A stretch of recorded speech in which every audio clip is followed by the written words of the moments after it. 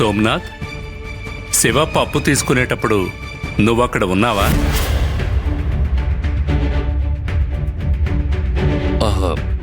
అవును. ఇలా కాదు, స్పష్టంగా అందరికీ వినపడేలా చెప్పండి.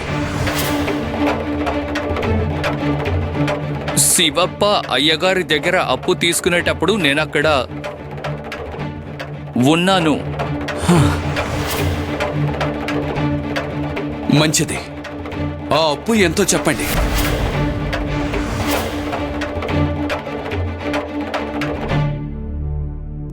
₹110.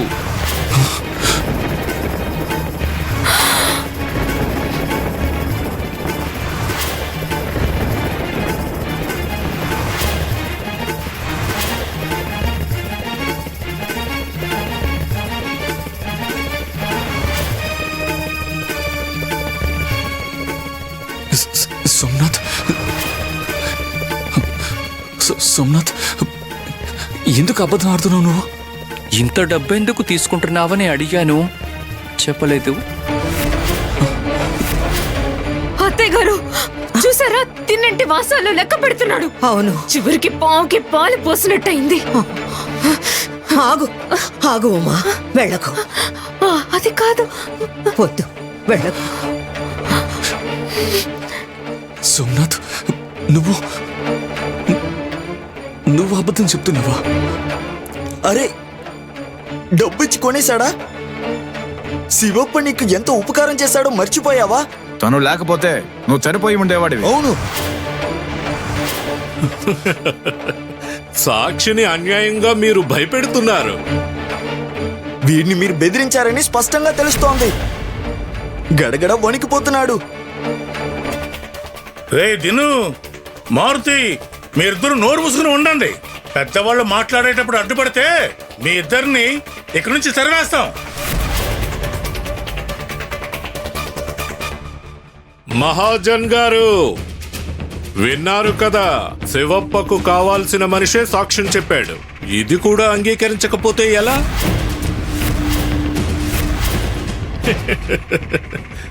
ఊరి ప్రజలందరూ విన్నారు కదా, న్యాయమూర్తులు కూడా వినే ఉంటారు.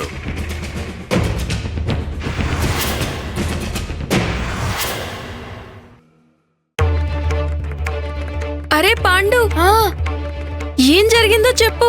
ఎందుకు నీ మొహంలో భయం కనిపిస్తుంది? చెప్పరా. పిల్ల, సోమనాథ్ బాబాయ్ సాక్ష్యం చెప్పడానికి ముందుకొచ్చాడు. మీ నాన్న 110 రూకలు తీసుకున్నారట.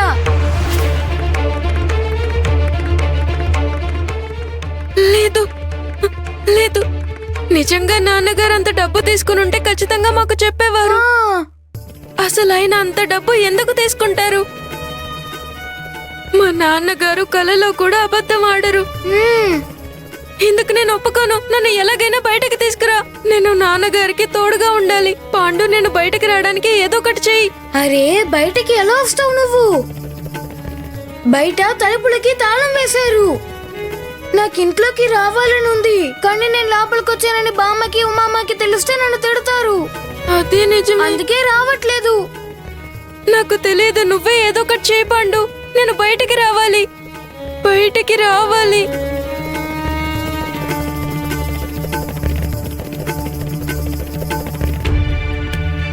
పాండురంగా, నిజమేంటో నీకు తెలుసు కదా. వెంటనే ఆ నిజాన్ని ఊర్లో వాళ్ళకి తెలిసేలా చెయ్యి. విన్నాం, మేమందరం సోమనాథ్ చెప్పింది విన్నాం. అయ్యగారి గత చరిత్రను ఒక్కసారి నిశితంగా పరిశీలించి చూస్తే ఆయన సాక్షిపై ఒత్తిడి తెచ్చి అలా చెప్పించారనిపిస్తోంది. అందుకే ఇప్పుడు సాక్ష్యంగా నోటి మాట కాకుండా లిఖితపూర్వకంగా ఉంటే చూపించండి. ఆ తరువాత తీర్పు చెప్తాం.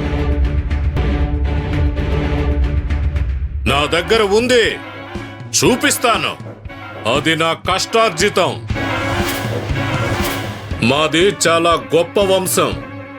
నా దగ్గర ఆధారం ఉంది, అందరికీ చూపిస్తాను. లిఖితపూర్వక పత్రం ఉంది.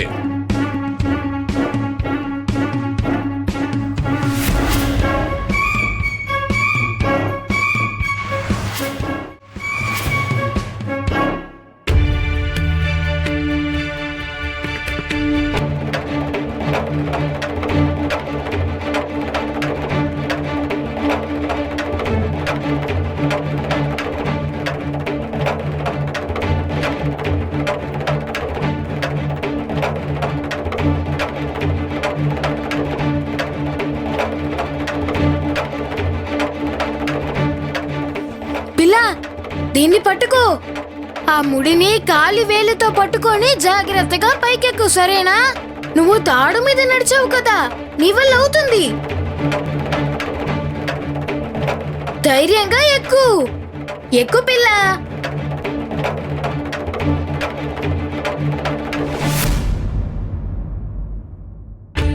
అది అలాగే ఎక్కాలి.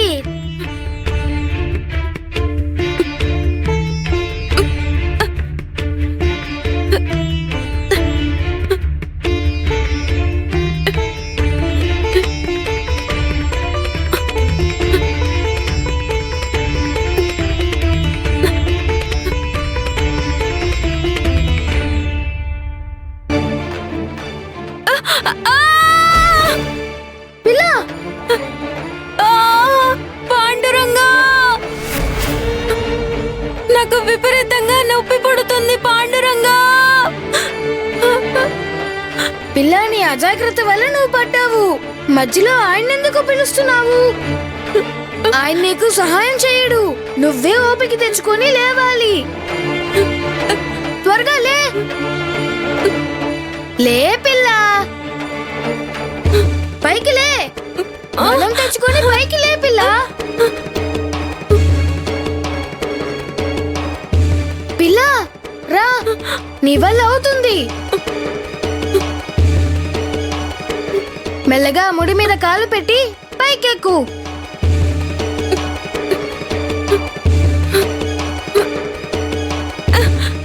ఎక్కు ఎక్కు, అలాగే.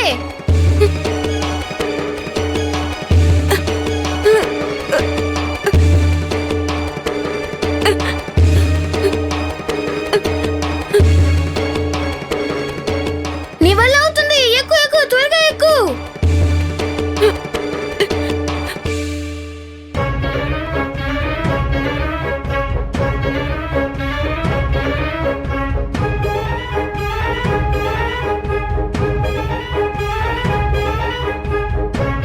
అరే, ఆ పత్రం ఎక్కడుంది? దాన్ని ఇందులోనే పెట్టాను. వెతకండి. మీరు పత్రం చూపించకపోతే మీరు నిర్దోషులని ఇక్కడ ఎవరు ఒప్పుకోరు. లిఖితపూర్వకంగా ఉండాలి. 110 రూకలు చాలా పెద్ద మొత్తం. నన్ను ప్రశాంతంగా వెతకనివ్వండి.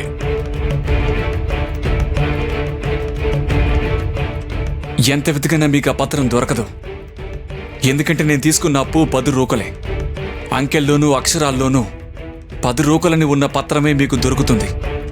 110 రూకల పత్రం మీకు ఎన్నటికీ దొరకదు. ఎందుకంటే అది పచ్చి అబద్ధం. అది దొరకదు. ఎందుకు దొరకదు? ఖచ్చితంగా దొరుకుతుంది. అంకెల్లోనూ అక్షరాల్లోనూ 110 రూకలని స్పష్టంగా రాసుంది. ఇందులోనే పెట్టాను, కనిపించటం లేదు. గ్రామస్తులందరూ వాళ్ళ పనులు మానుకుని ఇక్కడ సమావేశమయ్యారు. ఇప్పుడు పత్రం లేదంటే ఎలా కుదురుతుంది? ఇందులోనే ఉండాలి. ఆ పత్రం ఏమైందో తెలియటం లేదు. ఏదో మోసం జరిగింది.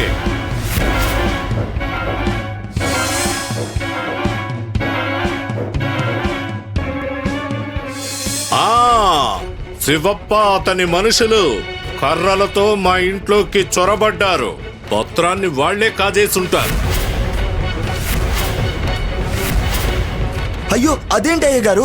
మేము అక్కడికి వచ్చింది సక్కుని వెతకడానికి. ఆ రోజు మీరు ఆ పాపని బంధించారు కదా. మాకక్కడ సకు దొరకలేదు, ఇంకా ఎటువంటి పత్రము దొరకలేదు.